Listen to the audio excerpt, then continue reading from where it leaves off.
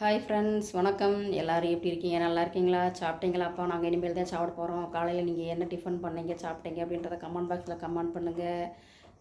இப்போ நாங்கள் என்ன சமைச்சிருக்கோம் அப்படின்றதையும் நான் காமிக்கிறேன். ஏன்னா காலையில் 6 மணிக்கு தான் எந்திரிச்சிட்டு இவனை ஸ்கூல் திறந்துட்டாங்கல்ல. நான் வீடியோ இப்போ 3 நாளாக நான் வந்து ஸ்கூல் திறந்ததுக்கப்புறம் வீடியோ போட்டுக்கிட்டு இருக்கிறேன். பாருங்கள் என்ன சமைச்சிருக்கோம் அப்படின்னா பிரியாணி. ஓகேங்களா? வெள்ளை கொண்டக்கடலை வந்து ஊற போட்டிருந்தேன். அதனால் இன்றைக்கி லஞ்சுக்கு வந்துட்டு சுட சுட பிரியாணி. லஞ்சுக்கு பிரியாணி. சரிங்களா? அப்புறமா நேற்றைக்கு வச்ச சாதத்தில் மீந்துருச்சு. பழைய சாதம் கொஞ்சம் இருக்குது. அப்புறமா பாருங்கள் சப்பாத்தி. ஓகே, சப்பாத்தி.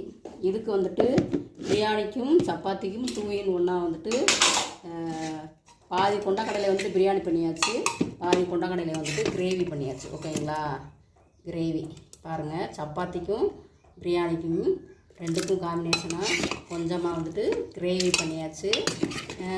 அப்புறம் பார்த்திங்கன்னா என் சின்ன பையன் வந்துட்டு ப்ரெட்டு வேணும்னு சொல்லிட்டான். அதனால் அவனுக்கு காலையிலே ப்ரெட் ஆம்லேட் போட்டு கொடுத்தாச்சுப்பா. அவன் 2 ஸ்லைஸ் தான் சாப்பிடுவான். அந்த 2 ஸ்லைஸு போட்டு ஒரு ஆஃப் ஆயில் போட்டு லைட்டாக என்னது பட்டர் போட்டு ஜாமுன்றது வர எனக்கே ஜாம் ஆயிடுச்சு. ஜாம் போட்டு காலையில் அவனை சாப்பிட விட்டு அனுப்பியாச்சுங்க.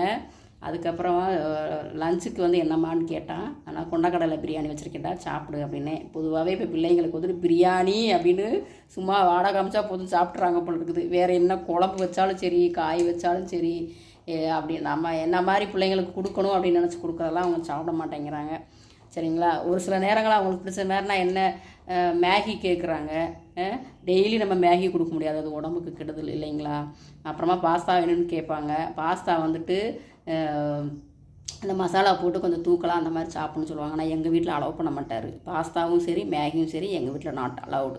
அதனால் அவருக்கு தெரியாமல் எப்போயாவது வாங்கி கொடுப்பேன். அதனாலேயே அவங்க வந்து டென்ஷன் ஆவாங்க சாப்பிட்றதுக்கு. உங்களுக்கு எப்போ பார்த்தாலும் சாப்பாடு, இட்லி, தோசை, சப்பாத்தி, இடியாப்பம் இதுதான் பண்ணுவீங்களா, வேறு எதுவும் பண்ண மாட்டீங்களாண்டே எங்கூட சின்ன வேலை எங்கூட சண்டை போடுவான். அந்த மாதிரிலாம் இருக்குது, நடந்துக்கிட்டு தான் இருக்குது. நானும் அப்பப்போ தெரியாமல் பண்ணி கொடுப்பேன். பட் இன்றைக்கி இதுதான் சாப்பாடு. எங்கள் வீட்டில் மாதிரிதே உங்கள் வீட்லேயும் பிள்ளைங்க பண்ணுறாங்களா, கேட்குறாங்களா அப்படின்றதையும் கமெண்ட் பாக்ஸில் கமெண்ட் பண்ணுங்கள். எங்கள் வீட்டில் ரெகுலராக இதே நடக்குது. சரிங்களா? ஏன்னா நம்மளாம் கிராமத்தில் வளர்ந்து வந்தவங்க. அதனால் அந்த கிராமத்து ஸ்டைலே உள்ள தான் வச்சு நான் எனக்கு சமைக்க தெரியும். அப்படி தான் நான் சமைச்சு கொடுத்துட்ருக்குறேன். இப்போ டெல்லியில் வந்து இருக்கிறோம் அப்படின்னா நான் வந்துட்டு இங்கே உள்ள சாப்பாடெலாம் இன்ன வரைக்கும் நான் ட்ரை பண்ண கிடையாது. ஓகேங்களா? சரி, பிடிச்சிருந்தா வாங்க நம்ம சாப்பாடை சாப்பிடுங்க. அடுத்து நெக்ஸ்ட்டு பேசலாம்.